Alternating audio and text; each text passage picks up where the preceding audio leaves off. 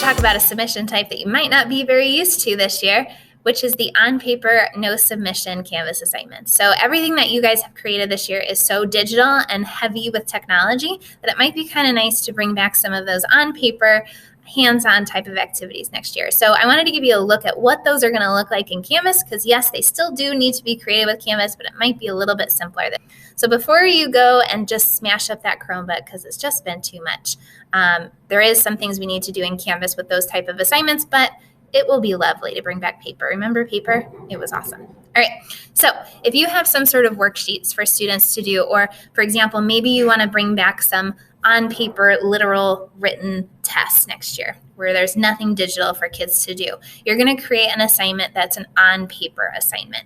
And what that does is it just kind of gives students a heads up that this is nothing that you have to do online. You're just going to submit something to me on paper. This is going to work great for those tests like I was talking about. Now, if there's no content, resources, directions, you're not going to post a picture of the test on here.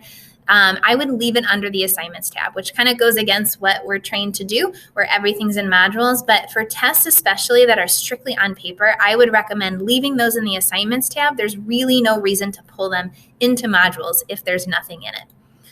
I would caution you against doing this too often with formative assessment. So if you give a lot of worksheets as your practice, I have a suggestion for you instead of having a ton of assignments that look like this. If you have on-paper worksheets, every single assignment is going to say no content for students, which might get a little bit confusing and really is a struggle for students that maybe have longer absences or kind of tend to struggle with missing assignments. So one suggestion that you could potentially work up to, and something that I've been trying this year, is if you have an on-paper assignment, maybe a worksheet, for example, consider posting that, embedding it, taking a picture of it, or even just linking to what that worksheet is. That's going to help students that have chronic absences, maybe they're hospitalized, or maybe just need to get caught up.